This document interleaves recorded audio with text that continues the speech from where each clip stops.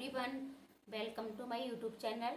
तो आज हम चर्चा करेंगे कि आप सीटेट की परीक्षा किस तरीके से दें कि आप पहली बार में ही सीटेट आपका पास हो।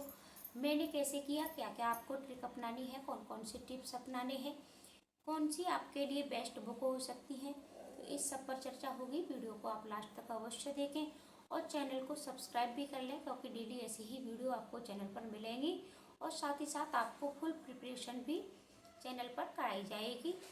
तो देखो, सबसे पहली बात है कि किसी भी एग्ज़ाम को पास करने के लिए आपको उसका सिलेबस अवश्य जानना है। और सीटेट का सिलेबस, चाहे आप पेपर फर्स्ट दे रहे हैं चाहे आप पेपर सेकंड दे रहे हैं, तो दोनों के ही सिलेबस आपको अच्छे से पता होना चाहिए।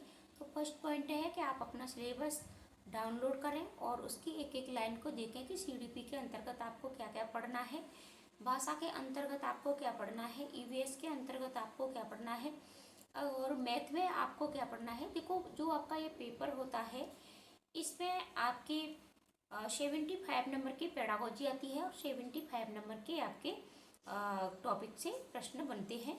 तो आपके टॉपिक भी क्लियर होने चाहिए और आपकी पेडागोजी पर भी पकड़ बननी चाहिए। तो देखो, पेडागोजी की जिस पर पकड़ बन जाती है वो सीटेट में एक अच्छा स्कोर कर लेता है और पहली बार में ही बिना पढ़े हुए ही सीटेट को पास कर जाता है। तो अब 75 नंबर जो आपके पेडागोजी के आते हैं, इस पर आपकी पकड़ कैसे बनेगी? तो इसके लिए आपको पीवाईक्यू की प्रैक्टिस अवश्य लगानी है। देखो, प्रैक्टिस आपको कहीं से भी उठा करके नहीं लगानी है, सिर्फ और सिर्फ आपको पीवाईक्यू की प्रैक्टिस लगानी है। समय भी अब आपके पास बहुत कम है, तो आप पीवाईक्यू की प्रैक्टिस अवश्य लगाएं। और पीवाईक्यू की जितनी ज़्यादा आप प्रैक्टिस लगाओगे उतनी ही आपकी पेडागोजी पर पकड़ बनेगी।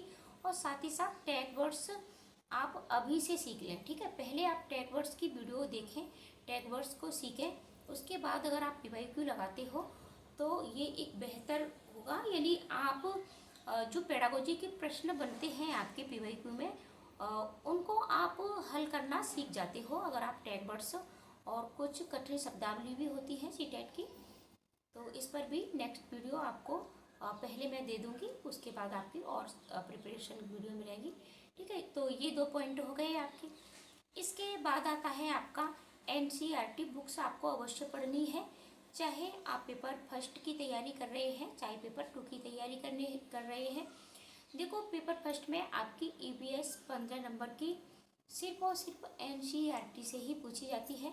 और इसके साथ आप मैथ में भी अगर आप 3 से और 8 तक की बुकों को सॉल्व कर लेते हो तो यहाँ से आपके मैथ के भी प्रश्न बन जाते हैं, मैथ पर भी आपकी पकड़ बन जाती है। साथ ही साथ अगर आप पीवाईक्यू की प्रैक्टिस करते हो मैथ की, तो जो भी पेडागोजी के प्रश्न हैं उन पर भी आपकी पकड़ अवश्य बनती है।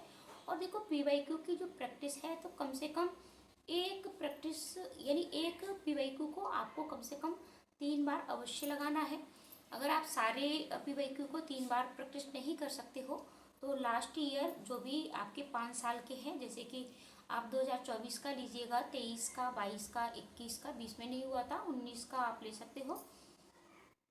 तो ये सारे पीवाईक्यू आप कम से कम, ठीक है, इन 5 पीवाईक्यू को, यानी 5 साल के जो आपके ये पीवाईक्यू है लास्ट वाले, तो इन सभी को आप कम से कम 3 बार अवश्य सॉल्व करें। यानी एक ही पीवाईक्यू को आपको 3 बार लगाना है। ऐसा अगर आप करते हो तो आपकी पेडागोजी पर भी पकड़ बनेगी। साथ ही साथ आपको ये भी पता चलेगा कि प्रश्नों का लेवल क्या है, किस टॉपिक से प्रश्न बनते हैं और प्रश्न किस तरीके से पूछे जा सकते हैं। देखो, 2011 की अपेक्षा और सीटेट का लेवल थोड़ा बढ़ता जा रहा है। देखो, आपका सिलेबस चेंज नहीं हुआ है, लेकिन प्रश्नों का लेवल बहुत चेंज हो गया है।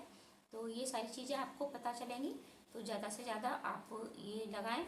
और एनसीईआरटी पेपर सेकंड की बात करते हैं तो आप अगर एसएसटी के हैं, अगर आपने बीए किया है तो आप एसएसटी से फॉर्म भरोगे, तो इसके लिए आपको हिस्ट्री, ज्योग्राफी और पॉलिटी, तो ये तीनों बुकें आपको पढ़नी है, 6, 7, 8 की।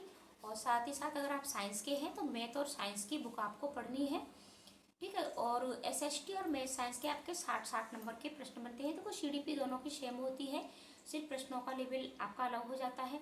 इसके साथ साथ आप अपनी भाषा पर पकड़ बनाइएगा। आपकी 2 भाषाएं पूछी जाती हैं, लैंग्वेज फर्स्ट और लैंग्वेज सेकंड। ठीक है, तो दोनों ही भाषाओं के मिलाकर के आपके पूरे 60 नंबर बनते हैं और दोनों ही पेपरों में।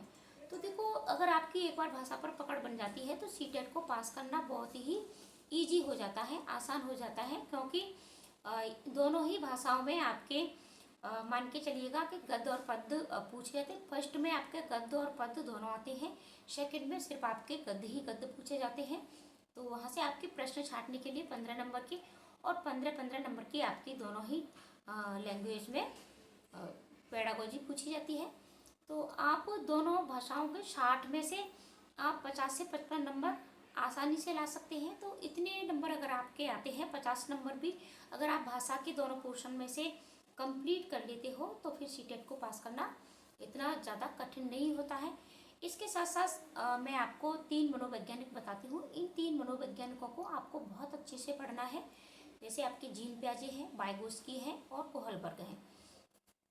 सिर्फ ये आपके सीडीपी में ही नहीं पूछे जाते, आपके जीन पियाजे और वाइगोत्स्की से आपके सीडीपी में भी प्रश्न बनते हैं। साथ ही साथ आपकी 2 लैंग्वेज पूछी जाती हैं तो दोनों लैंग्वेज में प्रश्न बनते हैं और साथ ही साथ आपके मैथ में भी प्रश्न इनसे पूछ लिए जाते हैं। तो आपके सीटेट में इन दोनों से 7 से 8 प्रश्न, ठीक है, 7 से 8 प्रश्न बनते हैं और 7-8 प्रश्न बहुत ज़्यादा मायने रखते हैं। सीटेट जिनका 1 नंबर से रह जाता है उन बच्चों से आप पूछिएगा कि सीटेट में 1 नंबर की भी कितनी वैल्यू है। और जब भी आप पीवाईक्यू लगाएं तो खूब टाइम के मैनेज के साथ लगाएं। मैं 3 बार इसलिए कह रही हूँ पीवाईक्यू लगाने के लिए, क्योंकि जब आप पहली बार लगाएं तो जो प्रश्न आपसे नहीं आते हैं उन पर आप गोले कर दीजिएगा। दूसरी बार, ठीक है, आपने जो भी गोले किए हैं फिर किस टॉपिक से आपको प्रश्न नहीं आए उन टॉपिक को क्लियर करिएगा। टॉपिक को क्लियर करने के बाद फिर आप क्या कर सकते हैं कि दोबारा से लगाइएगा और दोबारा से फिर देखिएगा फिर कितने प्रश्न आपके गलत होते हैं या फिर नहीं होते हैं। और जब आप तीसरी बार इसको पीवाईक्यू को लगाएं तो पूर्ण टाइम मैनेज के साथ 2.5 घंटे का आपको समय मिलता है। उसमें आपको अपनी डिटेल भी भरनी होती है सीटेट एग्जाम में। तो आप पीवाईक्यू की प्रैक्टिस 2 घंटे में करने की कोशिश करें, ठीक है, यानी 2 घंटे में आपको पूरा पेपर सॉल्व करना है। अगर आप 2 घंटे की प्रैक्टिस को लेकर के चलोगे तो मान के चलिए आप सीटेट में बेहतर कर पाओगे, क्योंकि बहुत से बच्चे टाइम मैनेज नहीं कर पाते हैं। तो टैग वर्ड्स सीखिएगा, ज़्यादा से ज़्यादा एनसीईआरटी बुकों को पढ़िएगा, नोट्स बनाइएगा। अगर नोट्स नहीं बना सकते हैं तो एनसीईआरटी बुकों का भी एक बार पढ़ने के बाद दोबारा आपको रिवीजन करना है। साथ ही साथ पीवाईक्यू की ज़्यादा से ज़्यादा प्रैक्टिस करिएगा। और पीवाईक्यू जितने भी आपके हैं उन्हें आप सीटेट की वेबसाइट से डाउनलोड कर सकते हैं या फिर आप हमारे टेलीग्राम चैनल से जुड़िएगा। लिंक मैं डिस्क्रिप्शन में डाल देती हूँ, वहाँ आपको सारे मिल जाएंगे। और साथ ही साथ सारी वीडियो भी आपको मिलेंगी, फ्री नोट्स भी मिलेंगे, सब कुछ मिलेगा। आप वीडियो को शेयर भी करें अपने दोस्तों को, साथ ही साथ चैनल को सब्सक्राइब भी करें, हमें सपोर्ट करें, क्योंकि आपका सपोर्ट मिलेगा तो हमें भी वीडियो बनाने का मतलब वीडियो बनाने के लिए हम भी मोटिवेट होंगे। तो ऐसी ही वीडियो चैनल पर डेली आपको मिलेंगी। डेली आपको तैयारी के साथ साथ मोटिवेशन वीडियो भी मिलेंगी। तो मिलते हैं ऐसे ही अन्य वीडियो में। आज के लिए इतना ही, धन्यवाद।